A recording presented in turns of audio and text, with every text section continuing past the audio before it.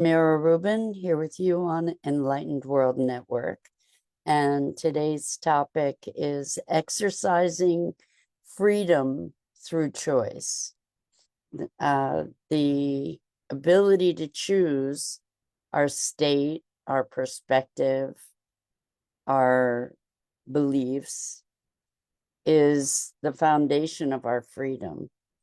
And so often we don't actually choose. We inherit ideas, we adopt ideas of the popular culture, often without examination. But when we exercise our freedom to choose, we actually take back our power and our sovereignty. So that's what we're going to talk about this morning. But before we get started, let's take a minute or two to get present. Let's take a deep breath in through your nose and hold it.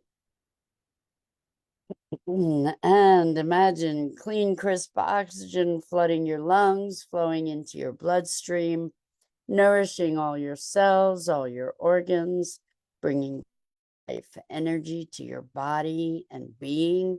And as you exhale any tension, stress, negativity, fatigue. And now let's take another deep breath in through your nose and hold it. This time, imagine brilliant, bright light, lighting you up from the inside out, illuminating, electrifying, and energizing all your cells, your molecules, your electrons, creating a brilliant beam of light and energy from your heart out into the world. And as you exhale any remaining tension, stress, negativity, fatigue. And now let's take another deep breath. Actually, let's press our palms together and vigorously rub your hands together to feel the friction, the temperature, the pressure, the motion, the tickling and tingling when you stop. And allow all those sensations to bring you present right here, right now, into this remarkable physical form that enables us to experience life. Welcome, welcome, welcome. Good morning, Rosalind. Welcome. So good to have you here with us this morning. And welcome to everybody else who's joining us. Today, we're talking about exercising freedom through choice. And I think that the choices that we have available to us are something that we take for granted and often overlook and don't actually embrace actively. And I think that were we to do so, were we to actively engage in choice, that we would experience much greater self-empowerment, much greater sense of sovereignty in our own lives. So this goes to a very simple and fundamental level, actually, where we can be looking at a choice as simple as, how do I choose to interact with my thoughts? How do I choose to interact with my emotions? What do I prefer in this moment? So it's very interesting. I had a very interesting interaction with a client yesterday, and this is a person who has really struggled quite a lot in their lives with regard to kind of obsessive thinking. And I don't think that that's unusual. I think a lot of us have at least gone through periods where we just keep running the same thought over and over and over. And it feels it feels like it's being done to us. It feels like we're at the effect of that thought or a feeling, and this endless loop that just continually replays. And when we have the ability, and that's maybe a moment of grace actually, to have the ability to step away from the loop, to actually recognize the loop rather than to be in it, to recognize it, to be able to step back from it and see it. That's maybe the grace. Once we have the ability to step back from it and see it, then we can have the ability to choose how we interact with it. So we can, when we step back and see it, we can say, oh, isn't that interesting? We can engage curiosity. We can actually make choices because we're not in the vortex of that, the pull of that looping thought or pattern. And so when we exercise that choice, we can say, oh, how do I choose to interact with this thought? Because we're not our thoughts, although we often believe that we are. We are not really even subject to them unless we allow that. So we can stand back and say, oh, isn't that interesting? We can cultivate curiosity. The first step to freedom is choice, like getting to the place where, or recognition. I guess the first step to freedom is awareness, and then choice. So when we can become aware, and I find that this does happen, that we're in a loop, and then there's a moment of recognizing, oh my gosh, I'm in a loop. And then we have the opportunity to exercise our choice and our sovereignty. What I mean by sovereignty is our independence from these thoughts or patterns. That we, the one thing that we have the ability to shift and change and transform is the way we think, the way we think, the way we feel, our beingness. This is a place where we can exercise choice. And so when these loops occur, they're very powerful. And to extricate ourselves from them sometimes takes some effort, to first realize it's just a thought. And when we can recognize that we are not our thoughts, we have thoughts, or sometimes they pass through. Like sometimes it's not even our thoughts. It feels like it's not even our thoughts, that it's something that glommed onto us or that we glommed onto. But just because there's a thought doesn't mean that we have to believe it, doesn't mean that we have to run with it, doesn't mean that we have to give it credibility or attention necessarily either. So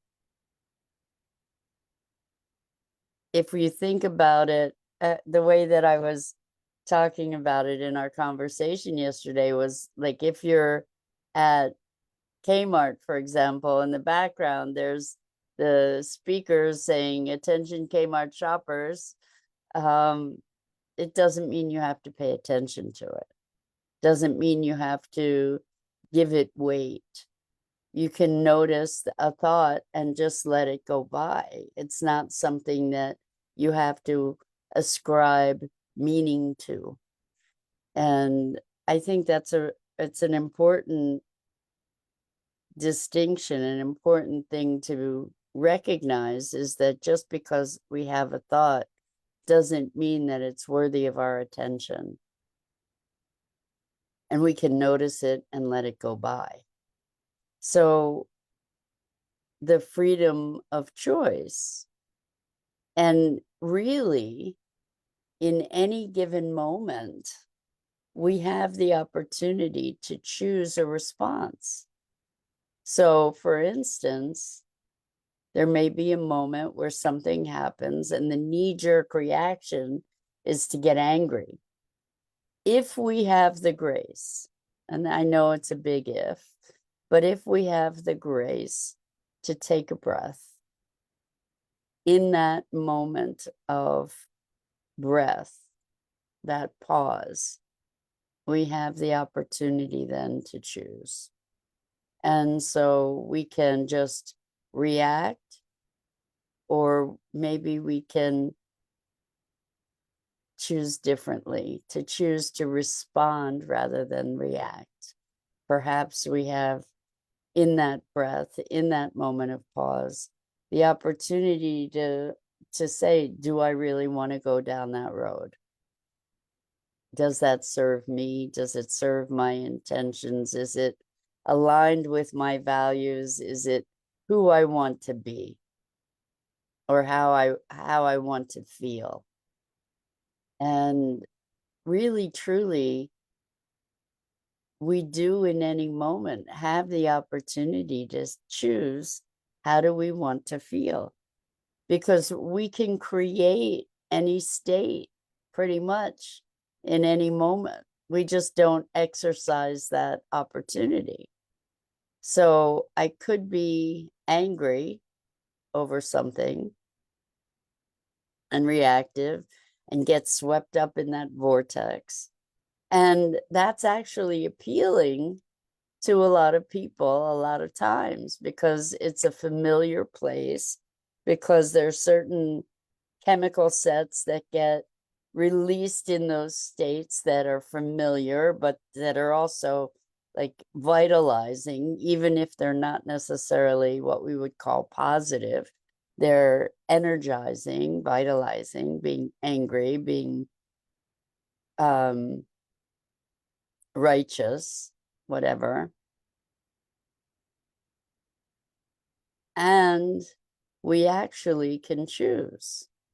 And even after we've started going down that road, we can recognize it and step back and maybe even be curious, or maybe even find some humor in the fact that we were so reactive. And humor, curiosity, playfulness are all ways that we can diffuse, transform a path and exercise our freedom, literally our freedom to not have to be at the effect of these reactions. So I was speaking with someone who was very upset about certain circumstances and the story they were creating about circumstance involving another person. They were just working themselves into a lather. And I think we've all done it at one time or another, where we just get on a rant, we go barreling down this track of a runaway train. And at one point, I said, how about if we put our attention on things we can control? And the one thing that we can control, we can't control other people. We can't control what they say, what they do, how they think. But what we can exercise our control over, or our choice over, is how we choose to respond, and also where we choose to focus. So by directing our attention, we are exercising choice.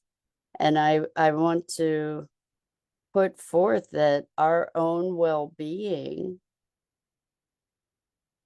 and our own state of being is one of the, if not the, most powerful and treasured capacities and capabilities that we have. Good morning, Sue. So good to have you joining us. And Rosalind says, question struggling to answer. Is it true? What to replace the question with? So the question of whether, is it true?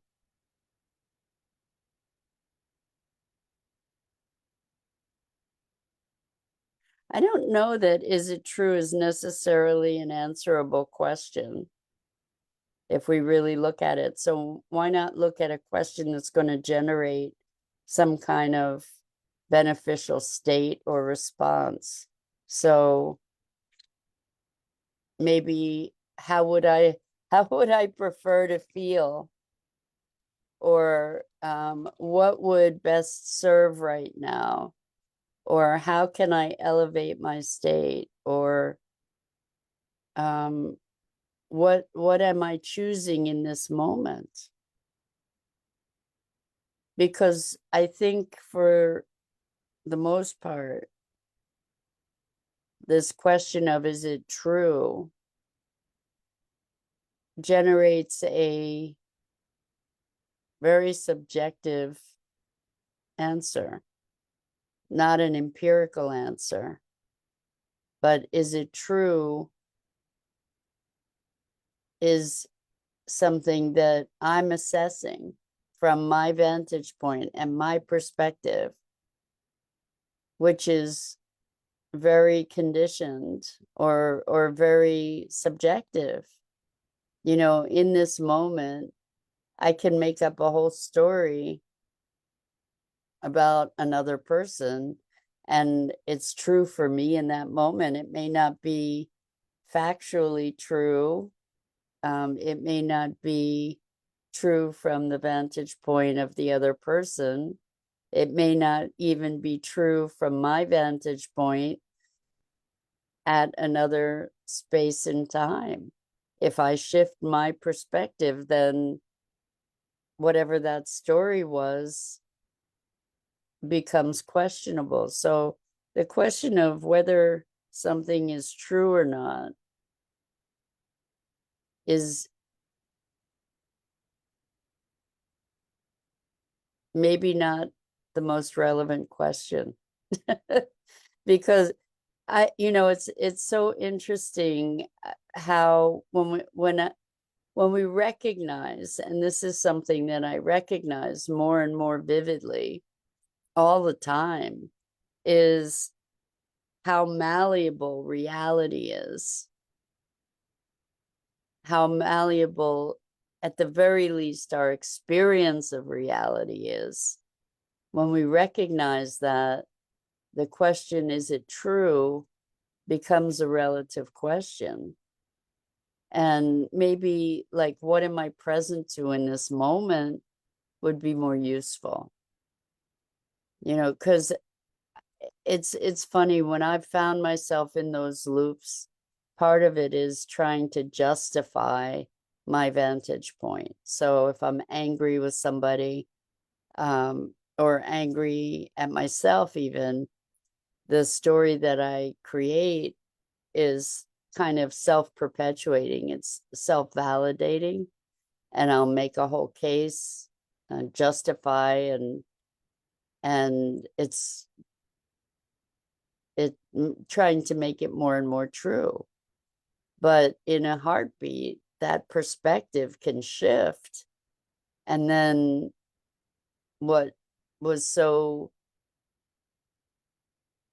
obviously true a minute ago is no longer true. I think what we're talking about here is taking responsibility for the quality of our experience and our reality. To recognize that just because we think it's one way doesn't mean that that's the way it is. Just because I think something's true doesn't necessarily make it true. it may be true for me in that moment, but that, that perspective is really quite variable. Where we experience blaming other people. It's your fault. You did this to me. Whatever. And when we point the finger, classically, right? When you point the finger, how many fingers are pointing back at you, right? What does that mean? It's that we are actively engaged in creating our reality and our experience. Actively, maybe not consciously, but actively engaged. And so becoming more aware of that gives us power to shift it and transform it and create it.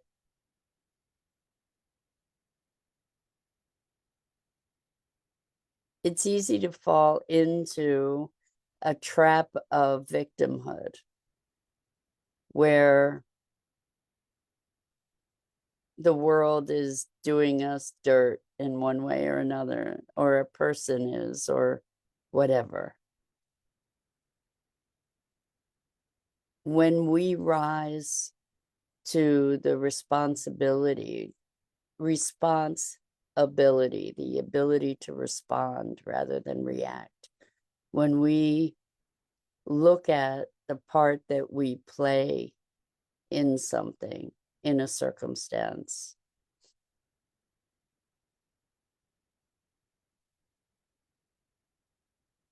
it gives us back our power.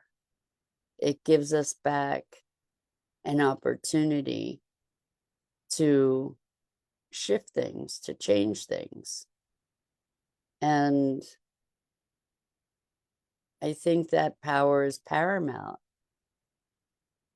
to maintain our, just the best word that I know is sovereignty, to take ownership for our lives. And it's not to say that people aren't victimized. There are circumstances where we are victimized. There's no question about that. And I'm not justifying that, and I'm not laying blame about that. And we get to choose whether to be victims or not, whether to step into the role of victim. So it's kind of learning how to hold this, not necessarily paradox, but holding contradiction, right? To be able to be ultimately responsible, and also to know that perhaps we were victimized, but we don't have to be victims. And so what does that mean? What does it mean to be responsible and to act accordingly, to this was a great question that I encountered with someone the other day, between what is justice? What is justice, and how do you navigate this notion of justice in the face of personal accountability? Like if I'm responsible in my life and something happens, what, and I can see even my role in that, but somebody else did wrong. How do we navigate that? It's tricky waters.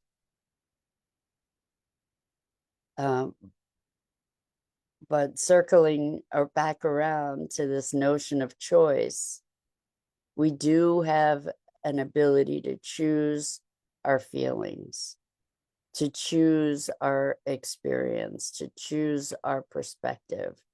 And while we want to honor our process and honor the emotions, the experiences that we have, we also have the ability to direct that experience. And finding that balance and taking ownership of it is a deep source of personal empowerment. So that's it for today. I'm Mira Rubin. This is the Core Connection, and I go live here each weekday morning at 9 a.m. Eastern on the Enlightened World Network Facebook page and YouTube channel. And I invite you to please like, follow, and share Enlightened World Network and me. The links are in the description. And as always, it's such a deep pleasure and privilege to have the opportunity to muse together about what it is to be human. So until next time, so much love to you.